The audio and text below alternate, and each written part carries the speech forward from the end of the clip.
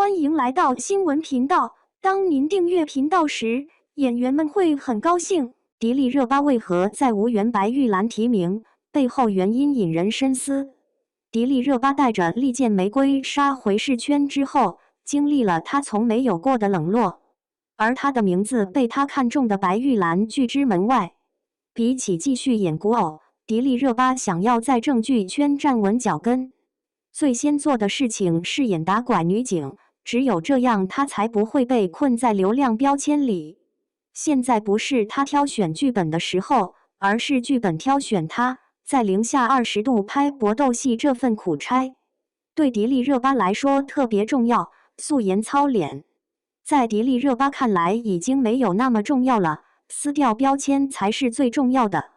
不过迪丽热巴是幸运的，因为她遇到了收视破3的好成绩。在她跟大场剧发生碰撞的时候，是观众用遥控器力挺，收视记录和口碑杀出了血路。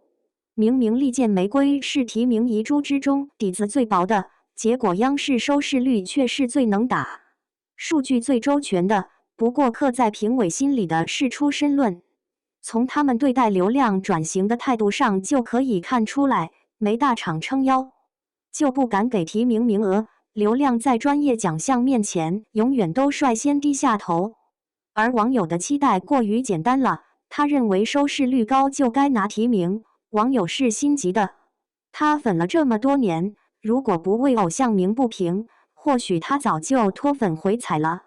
他只是活得太真情实感了，这一点网友并没有错。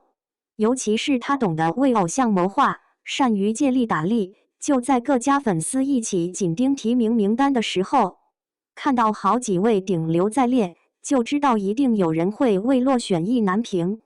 杨紫跟杨幂根本不用抢着替热巴委屈。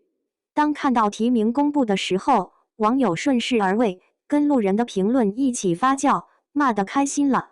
网友这口恶气也就有人出了，这下给评委看得不好意思了，赶紧用艺术标准遮住自己的脸，不去看网友。此时恨不得找个地缝钻进去了，在他们看来太丢人了。不过网友看来一点都不丢人，完全是凭借真心实意发出的声，一点都不丢人。不过比起声讨，网友更想拿一个提名，只不过没想到却连初选都没进，甚至还成了最大遗珠。评委心里一直偏爱正剧，这一点观众早就看出来了。评审规则故意设高门槛给流量，就是挡住转型的偶像。而且白玉兰是老牌奖项，规矩定得死，跟自己认可的班底在一起，评委是放心了。只不过评委没想到自己的标准这么不争气，在网友质疑他之后，他竟然死咬着出身论，真是太丢人了。拿不到提名的迪丽热巴竟然跟赵丽颖成了落难姐妹，甚至还引发了群嘲。就算评委想要瞒着观众跟粉丝，热搜只会越挂越高，根本瞒不住。出道就爆红的迪丽热巴，虽然比新晋流量资历深，当同行踩她的时候，粉丝都是第一个出来反驳，自己就像斗士一样。倒是评委更加像老古板一样，眼光没有那么宽容。